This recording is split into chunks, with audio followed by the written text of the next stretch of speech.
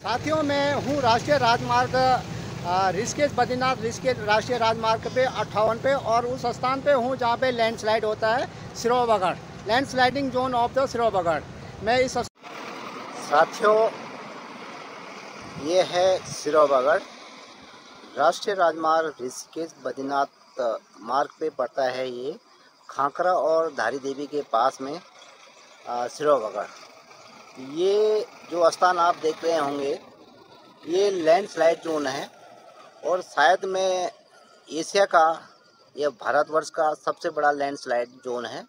और ये 1960 की दशक में ये पनपा था, 1960 की दशक में। तो आज इसको कम से कम 6 या 7 दशक हो चुके हैं।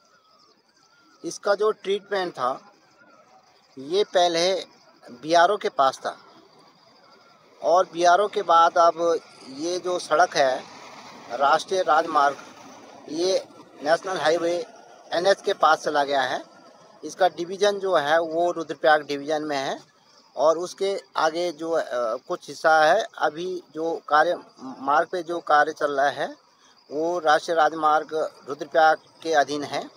इसका जो निरीक्षण और निगरानी में है वो अधिशासी अभियंता रुद्रप्रयाग के अधीन आता है। तो आप देख सकते हैं, जो तस्वीरें आपको दिखा रहा हूँ, नीचे अलकनंदा है और ऊपर से जो लैंडस्लाइड है। तो इसके बारे में मैं आपको विस्तृत जानकारी आज आपको इसी स्थान पे लेके जा रहा हूँ। और ये दूर से मैं आपको इस तस्वीर को इसलिए दिखा रहा हूँ कि ये 1960 दशक का ये लैंडस्लाइड जोन है, जो आज तक इसका ट्रीटमेंट नहीं हो पाया, और ये लगातार पनपता रहता है। यहाँ तक कि चाहे वो किसी भी मौसम में हो, ये इसकी जो दरख्ता है, ये इसमें सबसे बड़ी बात ये है कि ये चूना पत्थर का है।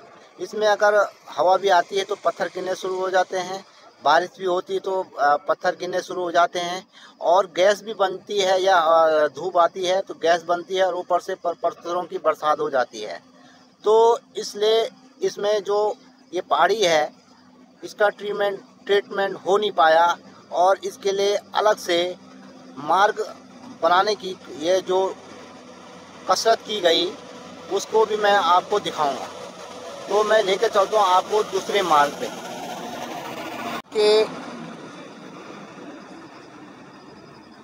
ये जो दूसरा मार्ग बन रहा है, ये मार्ग सिरोबगढ़ की दशा और दिशा को देखते हुए अलग से इस मार्ग को बनाया जा रहा है। इस मार्ग की दूरी कम से कम 5 या 7 किलोमीटर की है। इसमें 3 पुल आ रहे हैं। एक पुल पल्लीपार से अलकनंदा को जोड़ता हुआ, फिर अलकनंदा को जोड़ते हुआ इधर भुमरागढ़ में, और भुमरागढ़ से फिर एक आगे रोड आता है, फिर एक नौगांव में। तो इसकी जो प्रगति है उसके बारे में मैं आपको पूरी जानकारी दूंगा।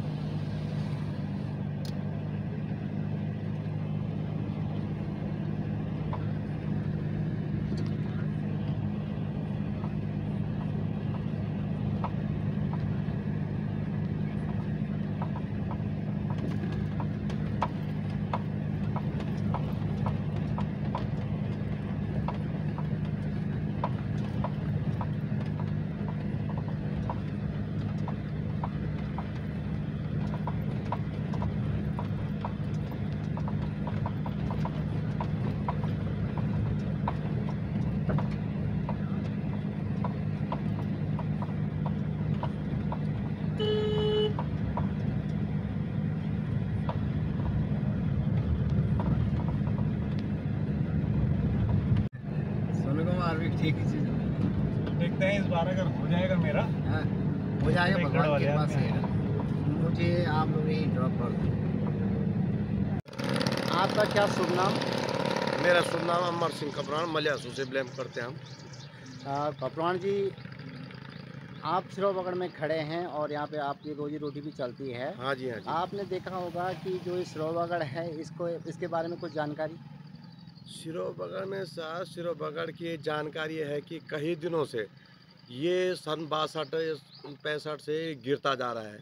गिरता जा रहा है। सरकार ने नया एक इसको ढूंढा कि ये पुल लगाने का बाईपास किया था। अब बाईपास 8 साल हो गए इस बाईपास को, अभी बनने का कोई नाम ही नहीं है। इन्होंने खाली इसमें बल्ब जाल बना हुआ है साल भर से। अभी तक इसमें कोई लेंटर कोई कुछ नहीं हो रहा। साल भर से ये काम बंद पड़ा हुआ है। काम बंद पड़ने का कारण ये तो किसी को भी पता नहीं है क्या है इसका। कोई टेक्निकल फॉल्ट आया होगा? इसमें कोई टेक्निकल फॉल्ट होगा सर, इसमें आप ये तो इन्हीं को पता होगा, कंपनी वालों को, ये तो सरकार को पता होगा। सिरोबगढ़ के बारे में अगर आपको जानकारी बता दूं तो क्या लोग अगर सपोज माने कुमाऊं से आते हैं, जैसे बागेश्वर, अल्मोड़ा, इन जगहों से आते हैं, तो सबसे पहले कुछ पूछते हैं लोग, तो क्या है वो इसकी? हर आदमी हमको पूछता है कि आज सिरोबगढ़ बंद है, खुला है, क्या है, पर अभी तक इसका कोई सजेशन नहीं निकला, सरकार से भी नहीं ना कोई। मतलब अब देख लो, 8 साल से ये काम चल रहा है, अभी एक पुल तक नहीं बना। देख लो आप। तो क्या पत्थर गिरते रहते हैं, क्या होता है? हमेशा गिरता रहता, चाहे बारिश हो, चाहे धूप हो, चाहे कुछ भी हो। आदमी को हर टाइम, किसी भी टाइम कोई भी घटना इस पे हो सकती है। और होती हैं घटनाएं? होती आ रही है। आप तो सुन ही रहे होंगे और सुना ही होगा आप लोगों ने। तो मतलब हर समय डर है? बिल्कुल, हर 24 घंटा इस सिरोबगढ़ पे हर आदमी को डर है। तो अगर जैसे अब 4 धाम यात्रा चल रही है तो बहुत यातायात भी बढ़ा हुआ है, लेकिन लोग घंटों इंतज़ार करते हैं, अभी भी जाम लग जा रहा है। अभी भी मैं यहीं पे रहता हूँ, मेरा एक छोटा मोटा यहाँ पे धंधा है। एक 2 घंटे आदमी यहाँ पे परेशान हो जाते हैं, पानी से भी परेशान हो जाते हैं। हमारे यहाँ पे तो पानी की कोई व्यवस्था है नहीं जो कि हमारे आदमी को पानी पिला सके। हाँ, हमारा जो ये बिस्लरी वाला पानी है यही चला सकते हैं, बस और क्या कर सकते हैं हम। तो बड़ी दयनीय दशा है। बहुत ही ज़्यादा सर, इसमें कई 2-3 घंटे तक जाम लग जाता है। कड़ी धूप है, हर यात्री परेशान हो जाता है यहाँ पे। अरे बरसात आएगी तो? बरसात आएगी तब भी परेशान हो जाता आदमी। यहाँ पे ऐसी व्यवस्था है नहीं कि जो कोई होटल हो, कोई हो, पानी की भी व्यवस्था तक नहीं है यहाँ पे। ये रुद्रप्रयाग में कुछ ये सिरोबगढ़ से उधर रुद्रप्रयाग डिस्ट्रिक्ट में आता है, इधर हम पौड़ी डिस्ट्रिक्ट। ये जो पुल बन रहा है नया बाईपास, ये पौड़ी डिस्ट्रिक्ट में है। बहुत बहुत धन्यवाद। देख सकते हैं आप लोग, ये सीमा इस क्षेत्र में पौड़ी पड़ जाता है, इसमें रुद्रप्रयाग पड़ जाता है, और ये क्षेत्र हम जहाँ पे खड़े हैं ये सिरोबगढ़ वाला स्लाइडिंग जोन एरिया आ गया है। और हम लोग आपको दिखाना चाहेंगे कि देखो, आज जून 28 है, आज ना कोई बारिश है ना धूप है, लेकिन आप देख सकते हैं कि किस तरह से जाम लग जाता है यहाँ पे। इसकी तस्वीरें मैं आपको दिखा रहा हूँ। मैं स्पॉट पे पहुँचा हूँ और स्पॉट पे पहुँचने के बाद ये जो लैंडस्लाइड है एरिया है सिरोबगढ़ राजमार्ग, आप देख सकते हैं, इसकी तस्वीरें यहाँ पे स्पष्ट लिखी हुई है। राष्ट्रीय राजमार्ग संख्या 58 मार्ग होने की स्थिति में कृपया निम्न को सूचित करें। जिन संस्थाओं को उनका नाम यहाँ पे कंट्रोल रूम आप करो, हम कोई भी यहाँ पे यात्री आए और वो फंस जाए तो उसको यहाँ पे सबका नंबर दिया हुआ है और वो सूचित कर सकता है, चाहे वो बॉडी को कर सकता है, चाहे दूसरे को कर सकता है, चमोली को कर सकता है। जो बॉडी हैं उनको यहाँ पे ये आप तस्वीरों में देख सकते हैं, एक तरफ से जाने के लिए, एक तरफ आने के लिए ऊपर से जो लैंड स्लाइडिंग है वो लगातार होता जा रहा है, चलता रहता है, चाहे वो बरसात हो, चाहे वो धूप हो, चाहे हवा चल रही हो, ऊपर से पत्थर गिरने का डर रहता है। और ये तस्वीरों में देखें आप किस प्रकार से रुक कर यातायात, इन दिनों यात्रा भी काफ़ी कम हो चुकी है, लेकिन फिर भी आवाजाही ये राष्ट्रीय राजमार्ग 58 है, इस पर लगातार बद्री ऋषिकेश बद्रीनाथ राष्ट्रीय राजमार्ग कुमाऊं से होकर इसी रास्ते जाते हैं, और आपको ऋषिकेश कोटद्वार होकर ऋषिकेश हरिद्वार जाना हो या कोटद्वार जाना हो, इसी मार्ग से होकर जाना पड़ता है। तो ये स्थान है लैंड स्लाइडिंग जोन सिरोबगढ़। इसकी तस्वीरें मैं आपको दिखा रहा हूँ किस प्रकार से यातायात को रोक दिया गया है और आगे ये आप तस्वीरों में देखें किस प्रकार से हर 1 घंटे बाद, हर 15 मिनट या 20 मिनट बाद आपको लंबा जाम दिखाई देगा यहाँ पे। और इससे पहले अभी काफ़ी दिन पहले जब यात्रा काफ़ी पीक पे थी, तो यहाँ पे यात्रा को इस बड़ा ज़बरदस्त 2-2 घंटे, 1-1 घंटे यहाँ पे इस ऊपर से जो लैंडस्लाइडिंग के कारण से वो होता था, वो यहाँ पे दिक्कतें आ जाती थी। आप लोग किस प्रकार से रेंग कर चलने जा रहे हैं और बड़ा टफ एरिया है। और यहाँ पे ये स्पष्ट लिखा हुआ है श्रीनगर भूस्खलन जोन, श्रीनगर लैंडस्लाइडिंग जोन। और ये तस्वीरें आप देख सकते हैं इनमें किस प्रकार से ये नीचे अलकनंदा है, और ये अलकनंदा से ये आपका लैंडस्लाइडिंग जोन है, ये श्रीनगर। ये आपको दिखा रहा हूँ मैं, ये देखिए आप ज़रा सा गौर से देखिए, ये आपको लैंडस्लाइडिंग एरिया आपको दिख रहा है। यहाँ पे सुरक्षा व्यवस्था लगाई गई है, यहाँ दोनों तरफ से, यहाँ पे श्रीनगर से भी अगर उधर पौड़ी की तरफ से भी यहाँ पे सुरक्षा व्यवस्था लगाई गई है, और उधर त्रिपुरा की ओर से भी लगाई गई है। तो आप तस्वीरों में देख सकते हैं किस प्रकार से कर जाने वाला है, और ऐसे वाहन यहाँ पे चलते हैं। और आप तस्वीरों में देखें किस तरह से यातायात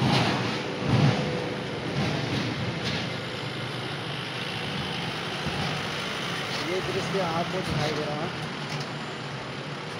साथियों, मैं हूँ राष्ट्रीय राजमार्ग ऋषिकेश बद्रीनाथ ऋषिकेश राष्ट्रीय राजमार्ग पे 58 पे, और उस स्थान पे हूँ जहाँ पे लैंडस्लाइड होता है Srinagar, landsliding zone of the Srinagar.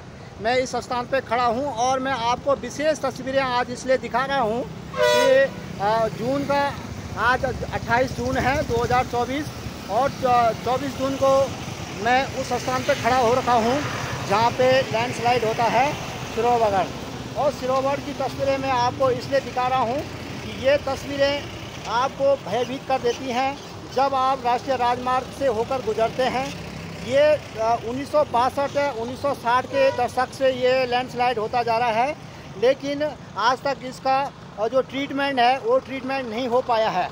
चाहे वो बीआरओ के पास था, चाहे एनएच के पास था, या लोक निर्माण विभाग के पास था, आज तक किसी ने इसका ट्रीटमेंट नहीं कर पाए।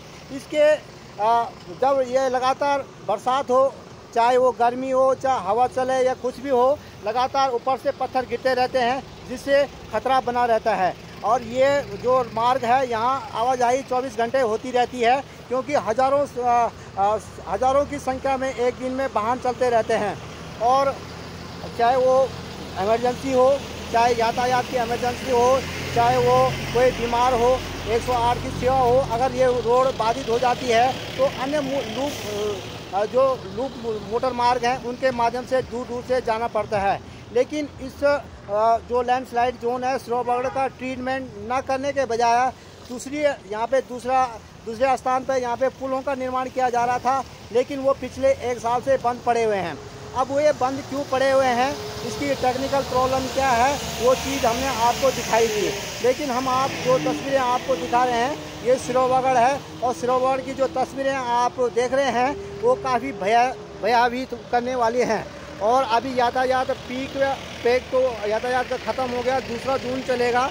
जो पहला जोन था वो तो ख़त्म हो गया, अब दूसरा बरसात के बाद फिर से यात्रा काफ़ी तेज़ी से चलती है। लेकिन यहाँ पे अब आपको दिखा रहा हूँ मैं ये तस्वीरें, ये श्रीनगर की तस्वीरें हैं। अभी बरसात नहीं है और धूप पड़ी हुई है, लेकिन ऊपर से जो पत्थर हैं वो गिरते रहते हैं। यहाँ पे सरकार की ओर से, दोनों ओर से यहाँ पे आपको पोकलैंड मिलेगा, जेसीबी मिलेगी, सुरक्षा व्यवस्था मिलेगी, यहाँ तक कि लाइट की व्यवस्था की जाती है।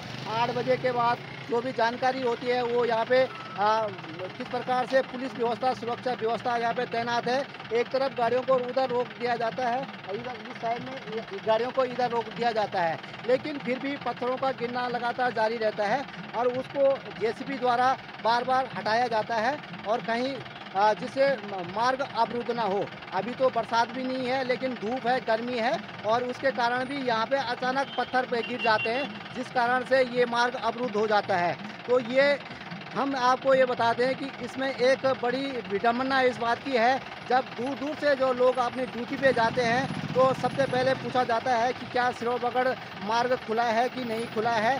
चाहे वो घर से निकलने पे ये पूछते हैं, हर आदमी पूछता है कि यार सिरोबगड़ का पता करो कि रोड कहीं खुला है कि नहीं है, क्योंकि हमें ड्यूटी जाना है, दूर दूर जाना है। तो ये कहावत काफ़ी प्रचलित है कि सिरोबगड़ के बारे में पूछ दिया जाए कि कहीं मार्ग खुला है कि नहीं है। मैं ये तस्वीरें और एक कहानी मैं आपको बता रहा हूँ।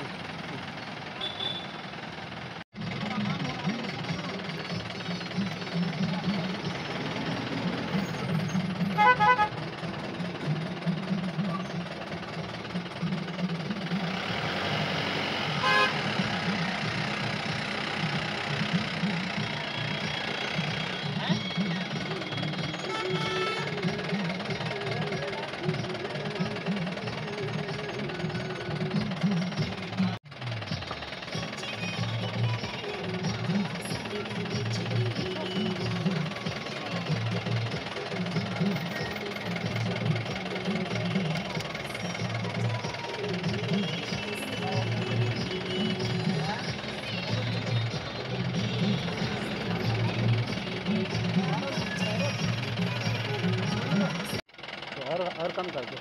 देखिए साथियों, मैं सिरोबगड़ में हूँ और ऊपर से पत्थर गिरना शुरू हो गया। आपको मैंने पहले भी बताया था कि बिना बारिश के, बिना धूप के और हवा में भी ये पत्थर गिरना शुरू हो जाते हैं। तो इसीलिए कहते हैं कि जब चमोली से गोपेश्वर से, चमोली से, रुद्रप्रयाग से कोई भी आता है, तो कोई ड्यूटी पे जाता है तो कहता है बेटा पहले सिरोबगड़ के बारे में बता दो, कि पूछ लो वहाँ पे कि कहीं लैंडस्लाइड तो नहीं है। किसी को ड्यूटी पे जाना हो, कुमाऊँ से आते हैं, बागेश्वर, अल्मोड़ा, तमाम जगहों के लोग यहाँ पे आते रहते हैं और इसी मार्ग से होकर जाते हैं। ये राष्ट्रीय राजमार्ग है, ऋषिकेश बद्रीनाथ राष्ट्रीय राजमार्ग। और ये लैंडस्लाइडिंग जोन है जो सिरोबगड़, ये अपने आप में 1962 से लेकर आज 7 या 8 दशक हो गए हैं और उस दशक से अभी तक इसका ट्रीटमेंट नहीं हो पाया है। अभी हम लोग जिस स्थान पे हैं वहाँ पे हम गाड़ी में बैठे हैं तो हमको भी रुकना पड़ रहा है, क्योंकि ऊपर से पत्थरों की बारिश होनी शुरू हो गई है। अब बिना हवा, बिना पानी के और धूप के, हल्की सी धूप है, लेकिन यहाँ का जो चूना पत्थर है वो कभी भी पिघल जाता है और वो उसमें वाष्प बन जाती है, गैस बन जाती है। उसके कारण ये क्या होता है कि ऊपर से पत्थरों की बारिश करना शुरू कर देता है। इसलिए यहाँ पे डर 24 घंटे डर बना रहता है कि कहीं ऊपर से पत्थर ना आ जाए।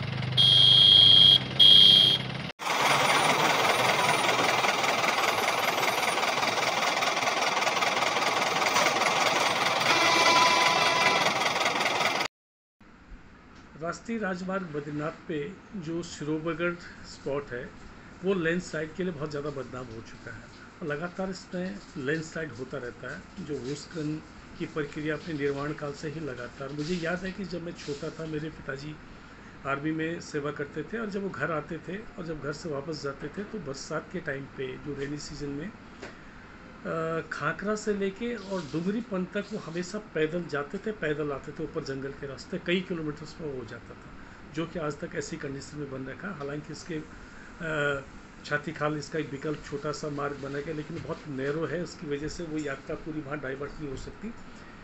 इसका सिर्फ और सिर्फ इसका विकल्प है कि ऐसे जोन में, जो मैं भी पूरी इसकी कंडीशन बताऊँगा, ऐसे जोन में इसका विकल्प सिर्फ यही है कि उसको किसी तरह से शिफ्ट किया जाए और दूसरा इसका कोई दूसरा विकल्प हो नहीं सकता।